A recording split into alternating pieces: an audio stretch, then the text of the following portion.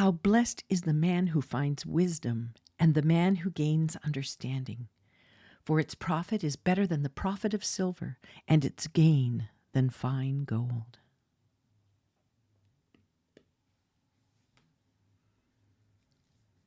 So that you will prove yourselves to be blameless and innocent, children of God above reproach, in the midst of a crooked and perverse generation, among whom you appear as lights in the world.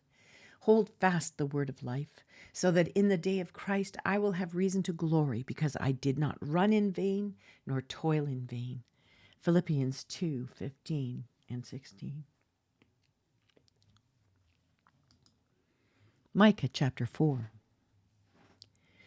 And it will come about in the last days that the mountain of the house of the Lord will be established as the chief of the mountains. It will be raised above the hills, and the peoples will stream to it.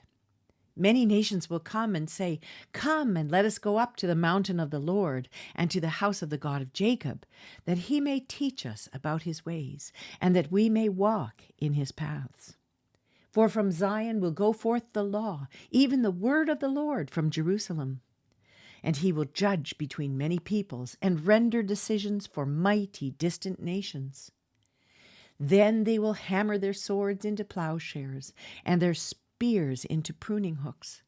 Nation will not lift up sword against nation, and never again will they train for war. Each of them will sit under his vine and under his fig tree, with no one to make them afraid, for the mouth of the Lord of hosts has spoken. Though all the peoples walk each in the name of his God, as for us, we will walk in the name of the Lord our God forever and ever. In that day, declares the Lord, I will assemble the lame and gather the outcasts, even those whom I have afflicted. I will make the lame a remnant and the outcasts a strong nation, and the Lord will reign over them in Mount Zion from now on and forever.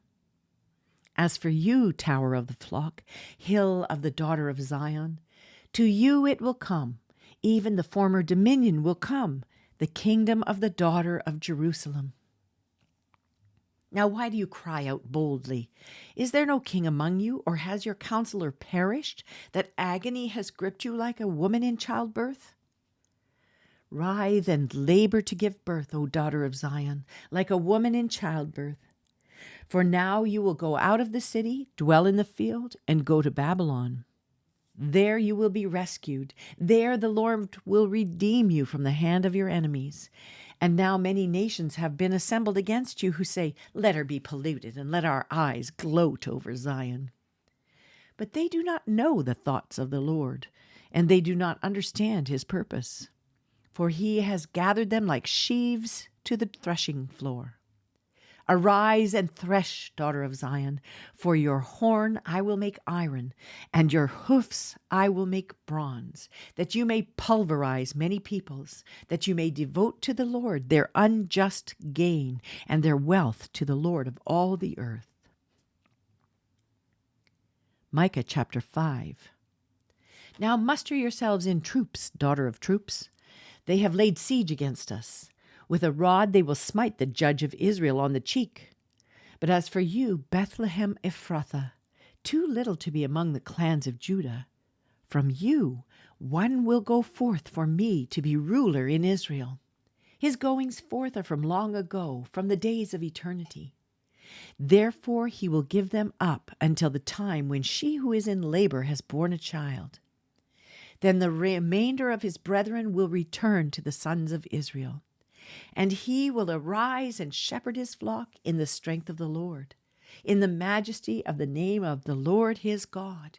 And they will remain, because at that time he will be great to the ends of the earth. This one will be our peace. When the Assyrian invades our land, when he tramples on our citadels, then we will raise against him 7 shepherds and 8 leaders of men.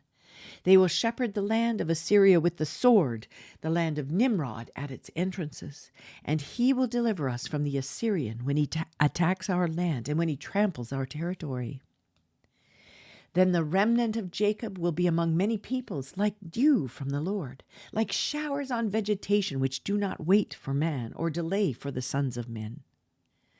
The remnant of Jacob will be among the nations, among many peoples, like a lion among the beasts of the forest, like a young lion among flocks of sheep, which, if he passes through, tramples down and tears, and there is none to rescue.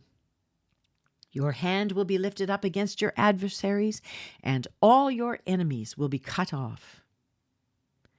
It will be in that day, declares the Lord, that I will cut off your horses from among you and destroy your chariots.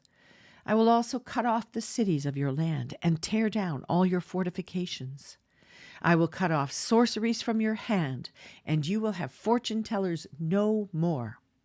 I will cut off your carved images and your sacred pillars from among you, so that you will no longer bow down to the work of your hands. I will root out your Asherim from among you and destroy your cities, and I will execute vengeance in anger and wrath on the nations which have not obeyed. Psalm 145, verses 1 through 9. A psalm of praise of David. I will extol you, my God, O King, and I will bless your name forever and ever. Every day I will bless you, and I will praise your name forever and ever. Great is the Lord, and highly to be praised, and his greatness is unsearchable. One generation shall praise your works to another, and shall declare your mighty acts. On the glorious splendor of your majesty and on your wonderful works I will meditate. Men shall speak of the power of your awesome acts, and I will tell of your greatness. They shall eagerly utter the memory of your abundant goodness, and will shout joyfully of your righteousness. The Lord is gracious and merciful, slow to anger, and great in loving kindness. The Lord is good to all, and his mercies are over all his works. Proverbs chapter 30, verses 11 through 14. There's a kind of man who curses his father and does not bless his mother. There is a kind who is pure in his own eyes, yet is not washed from his filthiness. There's a kind, oh, how lofty are his eyes, and his eyelids are raised in arrogance. There is a kind of man whose teeth are like swords, and his jaw teeth like knives, to devour the afflicted from the earth and the needy from among men. Revelation chapter 10. I saw another strong angel coming down out of heaven, clothed with a cloud. And the rainbow was upon his head, and his face was like the sun, and his feet like pillars of fire.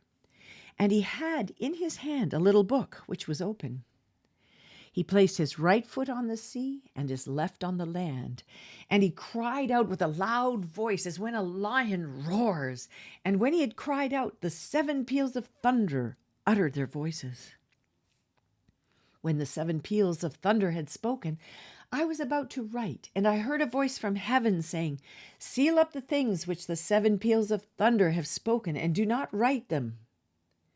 Then the angel whom I saw standing on the sea and on the land lifted up his right hand to heaven and swore by him who lives forever and ever, who created heaven and the things in it, and the earth and the things in it, and the sea and the things in it, that there will be delay no longer.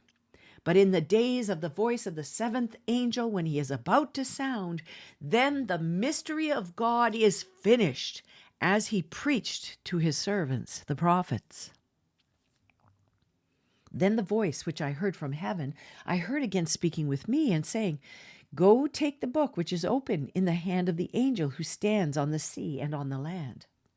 So I went to the angel, telling him to give me the book. And he said to me, "Take it and eat it.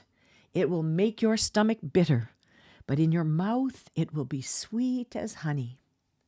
So I took the little book out of the angel's hand and ate it, and in my mouth it was sweet as honey, but when I had eaten it, my stomach was made bitter. And they said to me, You must prophesy again concerning many peoples and nations and tongues and kings.